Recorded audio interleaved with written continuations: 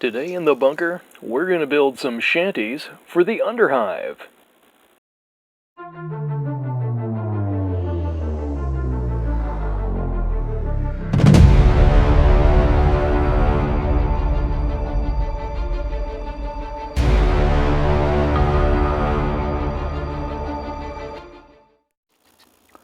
The basis of this build is going to be some I-beams, which I made in the standard style with just chipboard and some hot glue. Nothing special there.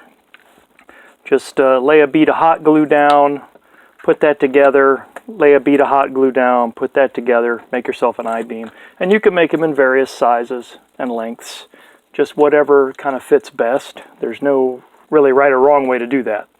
So I'm going to get that together and we'll start putting together a framework. What I'm envisioning is 3 of these I-beams, and we'll build kind of a multi-layer structure that sort of comes down this way. Very much a sort of favela or Kowloon City type of feel to it. So I'm going to put some structural braces around there, and then we'll get started putting this together. I'm going to try and make it so that it's semi-modular, so it can fit on one of these tiles or one of the concrete tiles, whatever. I may even make this so it comes apart. Who knows? We're going to build this as we go. In order to make the pieces fit inside, the I-beams fit into each other, I rebaited the end of that and then kind of tapered a little bit to clear the glue beads on each side. So that'll fit in there. And then once we make the rest of the I-beam, that'll go together pretty nicely. All right, once it's all glued together, that's quite a bit more stable now. So once we start to add pieces, that'll really boost the stability. Also, I have this piece that's exactly half the height of the other girders. So I may make a piece here to kind of round it out to make this look like at one time it was square, but now it isn't. So we'll put that aside for now and see what we can do to fill in these gaps. I filled in the big gaps just with some foam core. One of these I cut in the middle and put one of the I-beams in, just so on the back side there'll be some visual interest. We'll texture this all the way around.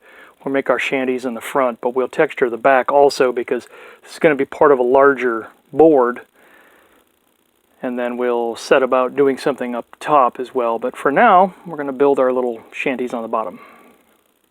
I've added a couple of domicile units.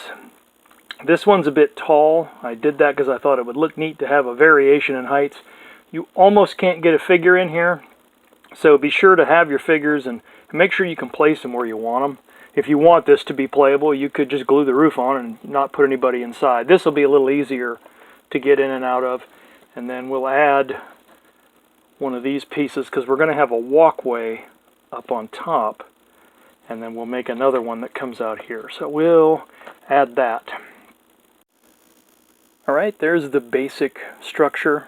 I added another I-beam just to add some visual interest. I put some supports in for the roof. We're just going to make some flat roof pieces to go on there. And then portions of this, I'm going to use this EVA, this kind of fun foam stuff. We're going to texture that and we're going to glue it in place, and that's going to become a concrete.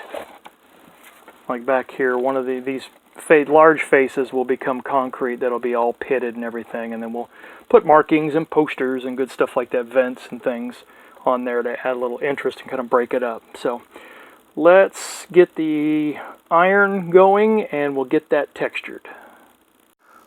Once that foam is textured, I'm just going to put some tacky glue on the back side of it and we'll just put it into place. One thing you got to watch out for is when you apply heat to this and seal it, it shrinks the whole piece a little bit, especially if you do both sides, which I did because I wanted it to be even. So try to take that into account when you fit it to something. Leave yourself a millimeter or 2 extra that you can cut off easily, because this will shrink ever so slightly. So it doesn't fit quite the way it did when you first cut it out, but should be close enough.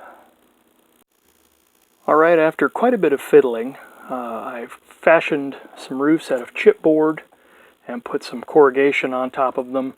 Note that it's kind of sloppy on purpose, although I don't know that it would be otherwise, to give it that sort of second-hand, hey, I found this piece of metal, I'm going to put it on my roof look. This face here, I put these zip ties on there. I'm going to paint that like it's metal, and then this end will be concrete, so that'll kind of break up the corrugated nature of everything. And the corrugations will get different colors to differentiate them and kind of emphasize that scrappy nature. I added some little details. These are little 3D printed pieces that came from, I think these are all from Miscast. These doors and all that. Certainly optional. I used some plasticard and punched some rivets in it. Just whatever you have, whatever greeblies, model pieces, or little pieces that you cut from foam or whatever. I just happen to have these, so I figured I'd use them. But so we're going to let that dry, let all that glue set up, and then we'll start thinking about what we're going to do for the second level. Even with the scrappy nature of all of the corrugated pieces overlapping and all that, it still looked a little plain, so I took some Vallejo ground texture, but you could use some very fine sand, baking soda, whatever, mix it with some paint and do the same thing. And I just applied that on there, and that's going to be physical rust. Once we get to painting this, then that'll be an area that'll stand out, and we can apply the proper paints and pigments to that, and should look pretty sharp. As an update, I was going to build a second level of shanties on this and couldn't figure out a way to get it to work correctly. I didn't leave enough space. So instead of just trashing the whole thing, I went ahead and left our second level walk on there and then made some like factory walls at the top with some windows that are not in great shape. So this will be sort of a corner of a ruined building, and we can add some rubble piles and whatnot to it later, but it'll take up a square, and there'll be kind of a common area down here for people, vendors, whatever. And then there's of course a ladder on this end so you can get up to the top and do nefarious things. So what we're going to do is put some Mod Podge on that foam, and then we'll get ready and spray it, and we'll black bomb the whole thing and then start putting some paint on it. Alright, after black bombing this, I went back and hit certain areas with gray and with dark brown and tried to be fairly judicious in my application of the paint. The top portions were a little easier because, I apologize for the crazy camera work here, those came out. They were separate, so we're going to glue those in place. The texture on this is a little different than the texture on the bottom because I used that EVA foam down here. This will get covered up with graffiti and posters, so probably it really won't be noticeable. So I'm going to apply some dark brown on here, some rust effects in the spots that I missed, and also apply, I'm going to glue the concrete in. Also, here's a spot right here where I put the Mod Podge on a little thin, also here, and the paint sort of ate through. But in our case, that works out pretty well because it looks like something just blasted the mess out of this concrete. So I'm actually kind of happy with that effect. Replicating it would probably be a nightmare, but you know, I'll take it. So I'm going to continue to paint on this, and maybe we'll finally get this done. It's the project that never ends and really isn't nearly anything like what you thought it was going to be. So let's throw some paint on there and see what we get.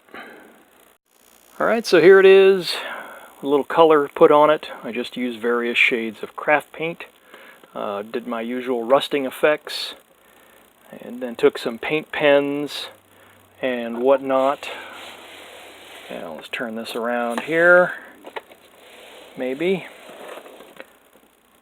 I used a stencil to do the Aquila, and then just added some various posters and whatnot from the Yak Tribe, and also from Carl R. Johnston, who has got a fantastic collection of stuff.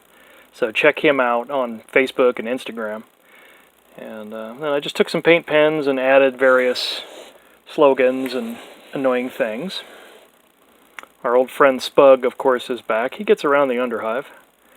And just kind of decorated everything a little bit, just to make it look a little more lived in. So there's about a million things more I could do to this, and I'll probably go back and add other things, wires, lights, that sort of thing. But for now, I'm going to call it good. I need to get this finished so I can finally finish this video. This has only taken me about 3 weeks. In between being sick and doing other stuff, it's been wonderful. So I'm glad it's finally done. I can plunk this on the table and play with it and not be ashamed too much. Anyway, hopefully this was useful.